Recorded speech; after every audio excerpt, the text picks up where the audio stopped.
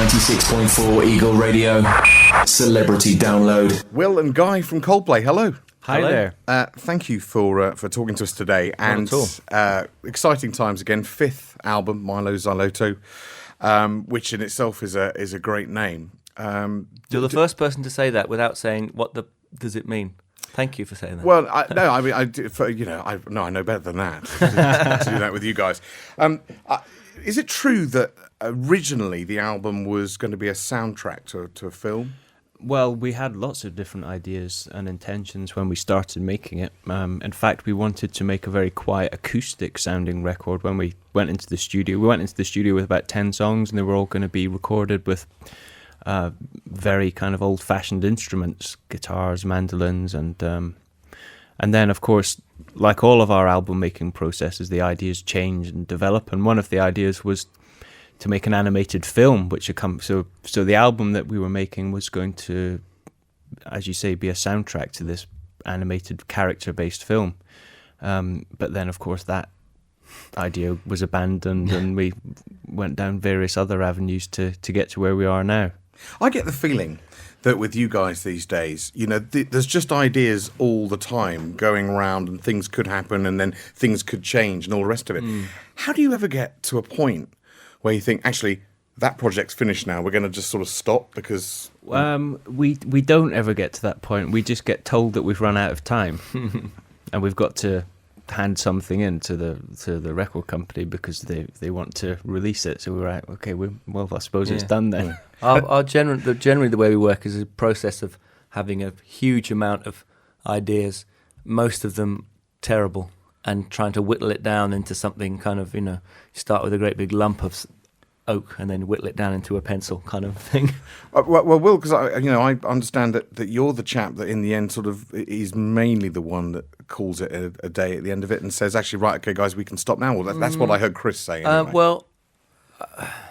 I think I have a reputation amongst the band for being the one who is outspoken about things that I don't like, and I think it's something that we're all getting better at doing because, in the past there'd be a lot, when we were younger, there's a lot of kind of, a lot of anxiety and a lot of, nervousness about speaking your mind. And we've grown up together, really, for all of our adult lives, we've spent the four of us together. So we've worked out how to operate, to function really well. And honesty is, we can't sit back and just let things seethe. So we have to get things out in the open, especially when it comes to music. We all four have very, different opinions. We share the same goal, but we have different tastes, and that's really what being a band is about. It's about the tension between four people pushing in the same direction, but pulling in slightly different ways as well. So, we just have to, I try and be honest when I like something and when I don't. So I hope that that's helpful. I hope that I don't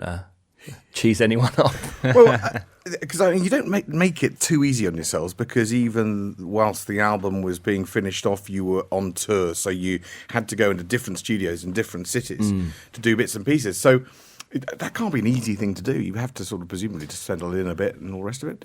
It's not easy, but I think sometimes we like to make our lives quite difficult for ourselves, really, in order to feel that what we're doing is valid.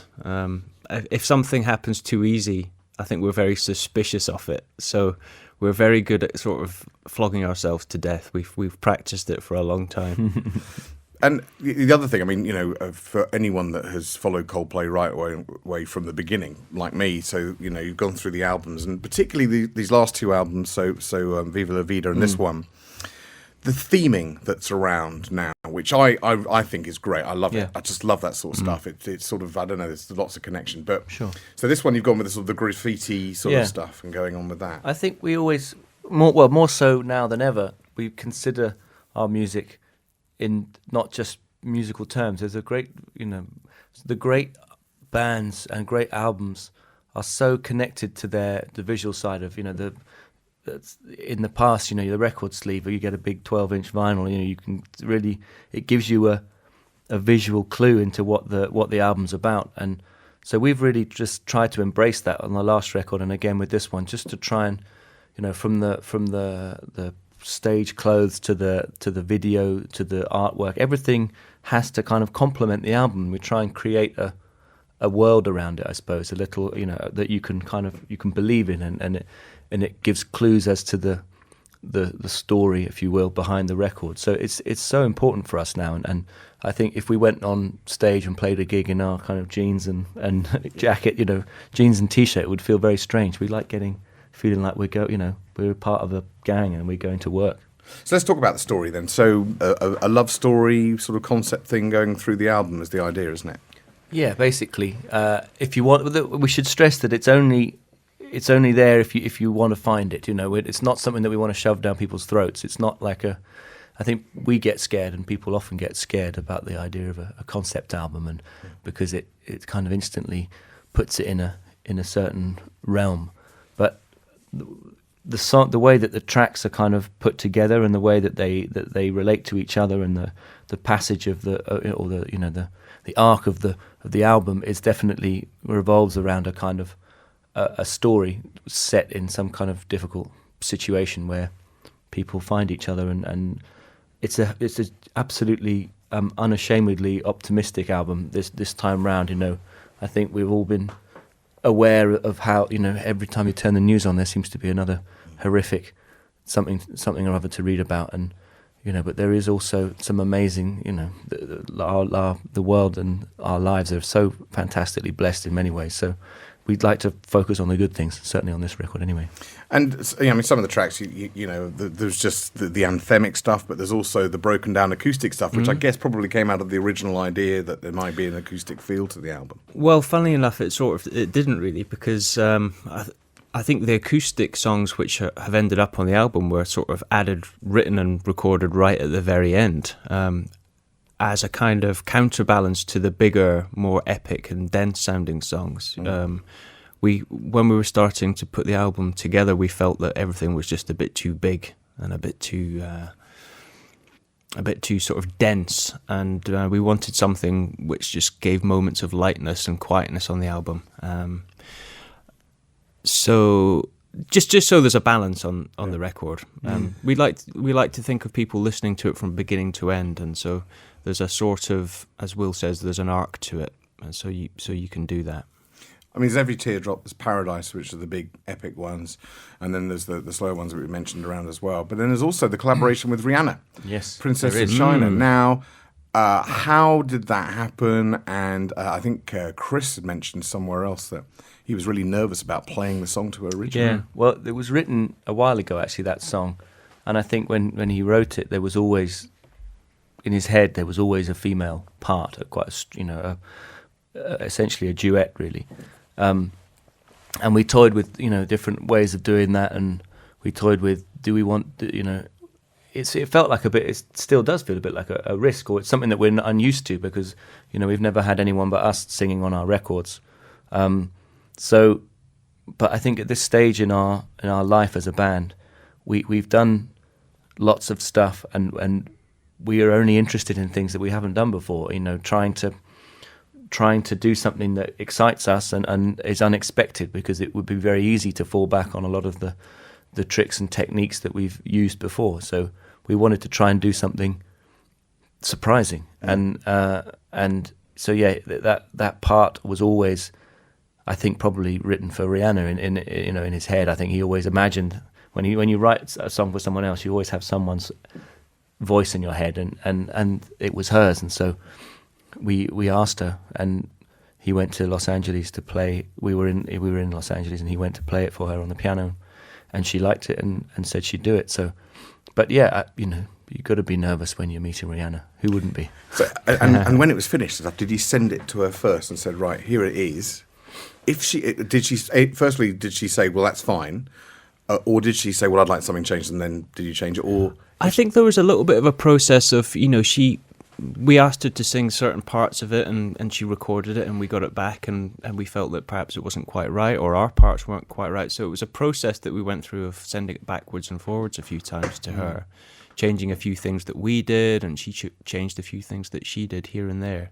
But I mean, I'm really excited about it. I think it's one of my favourite tracks on the album. Yeah, there's no doubt about it. You could just feel it when you get to that stage in the album. I mean, you've had so many emotions already in the album, and then to get to that, it's something so different. Yeah, that's good. I'm pleased that you feel like that. But I think as a Coldplay fan, you're right. It's a collaboration thinking, whoa, okay, this is the first time, and it does really come out of the album, good. I think. Great. It's really big. Certainly did on the train on the way up anyway. Oh, good. What about I mean, it seems silly really, because I don't think you guys now seem to think, right, okay, let's record an album and then let's tour it. It feels like a little bit like you were finishing off the album. You could well be on tour while there's an album being made. It doesn't work like that anymore, does it? Well, it depends really. We were just in a position by the time the summer came around, we were in a position where we had a good idea about how the album was going to sound. But we'd been in the studio for 2 years by that point, and there was this opportunity to do festivals, and certainly Glastonbury was, at the forefront of our minds when we got the offer. So I don't know. It actually was very informative. We played 5 or 6 of the new songs in those festivals, and that was really helpful. To be some songs, Princess of China being a point in case. We played that in Germany.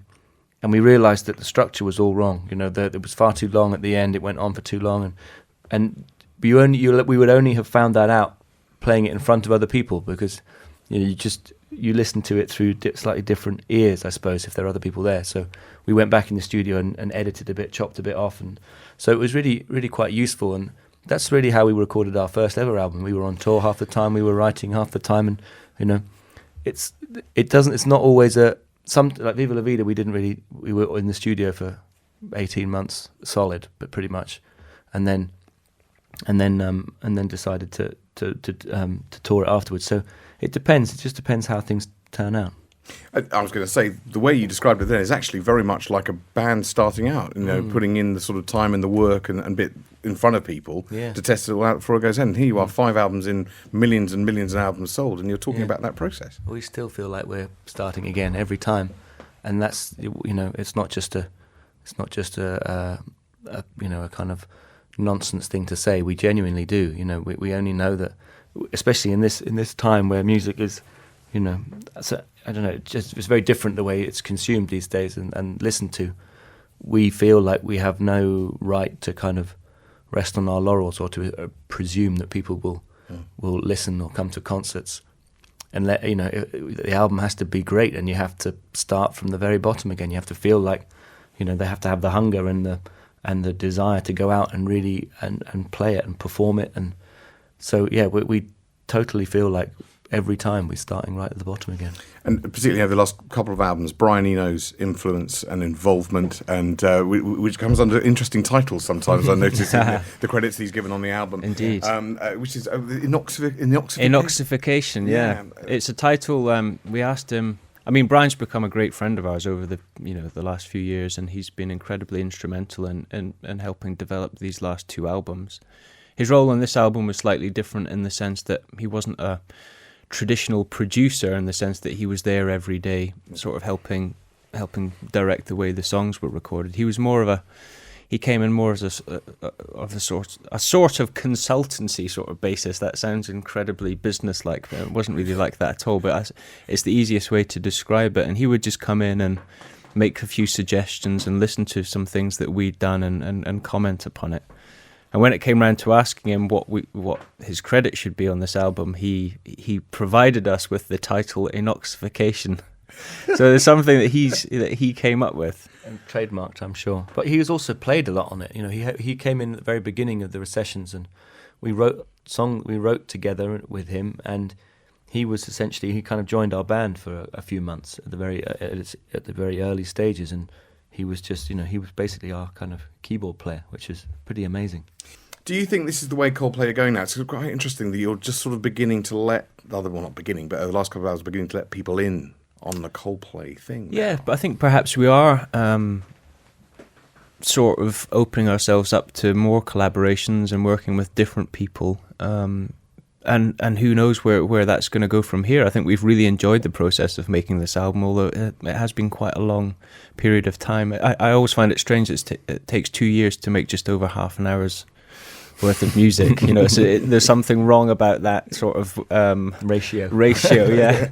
But I don't know. I just think we're just very excited about working with other people, and it's been an incredibly fun process. So, you know, who knows where it'll go.